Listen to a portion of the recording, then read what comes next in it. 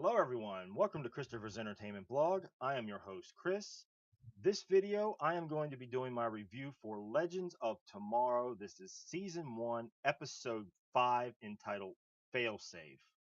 Okay, guys, this episode, I'm going to have to say I enjoyed the episode overall.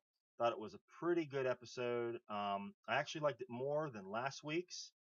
And, we get to see what is happening with Dr. Stein being captured by the Soviets and how they're going to try to get the information for Firestorm formula from him. So I actually felt that this episode was pretty strong. I mean, it wasn't the best episode they've had, but it was definitely one of my favorites.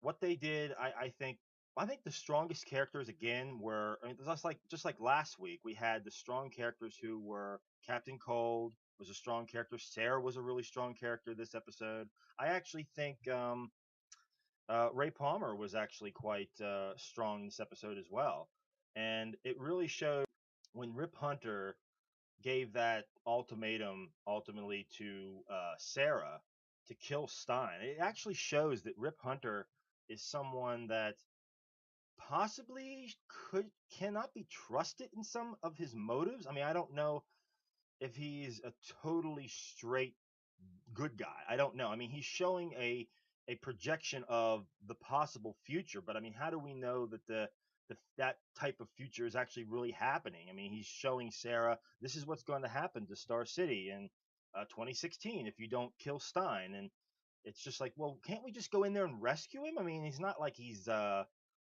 went to their side. Just go in there and get him. I mean, that whole thing to me just didn't seem to really make much sense. It was just like, okay, you're gonna kill him. Okay, that's like the easy way out. But I mean, the whole time, Captain Cold is telling Sarah, "Don't do it. We don't leave our friends behind." Um, and it was a little bit. He was a little bit, contradicting himself because he tells Sarah, "I don't leave anybody behind," and don't kill Stein. But then when he goes to save Mick in the jail, he wants to leave Palmer behind. He was like, forget that guy. So I don't know what is up with Captain Cold. It's like he has shades of wanting to be good, but then he has shades of being bad too. And it didn't really make much sense telling Sarah to help Stein, but he wants to leave Palmer in there. So that I don't know if that really didn't really work for me. That just seemed odd to me, that he would flip flop like that. So but I really like the fight scenes that Sarah had. I mean, especially the one where they're trying to ask the Bratva, the Russian mafia.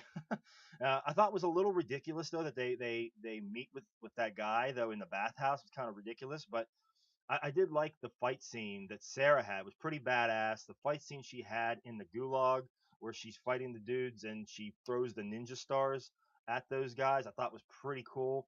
So Sarah was pretty strong in this, and it shows. I mean, she has this mentality of an assassin, but then at the end, she didn't go through with killing Stein. She's like, well, maybe I'm losing my edge. But then Rip says to her, well, I mean, it might be because you're improving yourself, not losing your edge. You're actually improving upon yourself. So that was a great scene. That was a great scene there. But the scene with the character that Valentina, the Soviet woman, wanting to be Soviet Firestorm.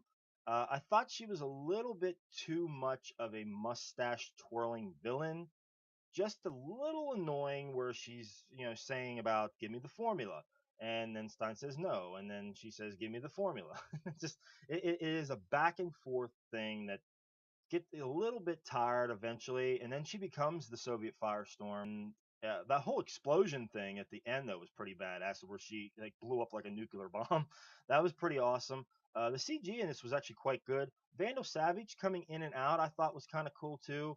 That shows that he has somehow ensnared his self into Soviet Union. Somehow he even said he was friends with Stalin. So that's kind of cool. Another negative is like he Rip Hunter confronts Vandal Savage, and again he tells him like he always likes to tell Vandal Savage what's going on, who his family is. You know, oh, these are my kids. You know, and these are their names, and this is when we'll fight. And it's just like, stop telling him stuff. I mean, he's gonna remember this stuff. I mean, he continues to regenerate. He doesn't die. You know that, right? So I always think that's kind of odd. I mean, Vandal Savage even told him that he's been studying the pictures and their names and stuff for like 11 years or something. So I wish they would stop giving him information. I mean, it just seems like a time paradox type thing. So it's weird.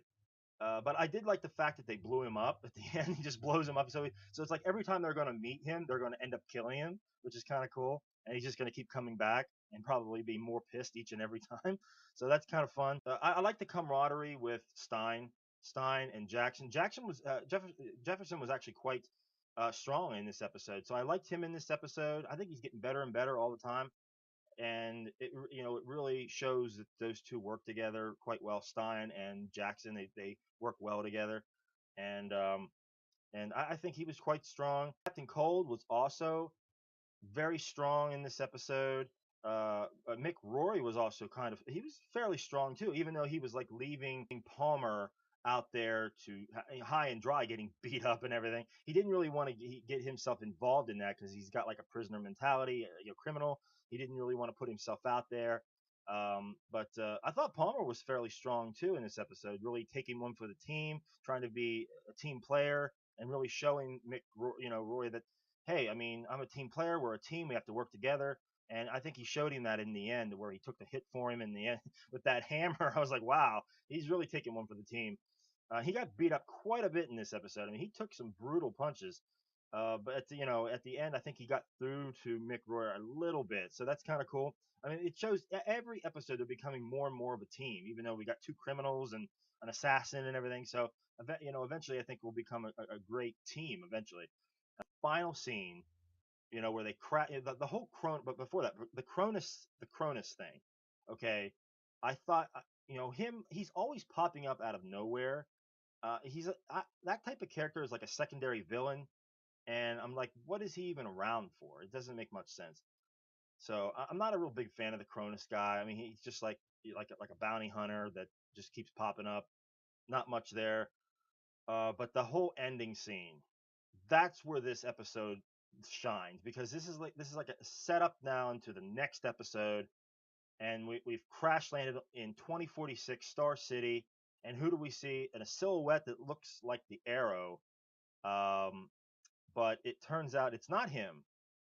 It turns out that it's somebody else. And a lot of rumors going around that this might be the character Connor Hawk. I don't know anything about the character. If you guys know anything about the character Connor Hawk, or if you think it's Connor Hawk, please let me know in the comments. But if it's Connor Hawk, hey, that's awesome. I can't wait to see what they do with this character, or what it's all about. I did like the little Easter egg of the Smoke Industries up on the tower, and Palmer says, "Hey, why does that say smoke?" That's kind of funny. Nice little Easter egg. Seems like now in the previews we've seen some of next week that it looks like Oliver is going to show up, the Arrow, and there's going to be he looks like he's sporting the goatee, and he looks like the traditional Green Arrow, which is kind of cool. So, but anyway, guys, overall I really enjoyed the episode. I think it was really, really good. Not as good as maybe the second of the pilot episode, but yeah, it's still a pretty good episode. It was a strong episode. I enjoyed it. Hey, if there's anything I may have missed that you guys want to touch on, write in the comments below. If you liked the episode, if you didn't like the episode, please write in the comments below. But that will do it for me for this week, guys. For Legends of Tomorrow, I'll be back next week for another episode. Until then, guys, take it easy.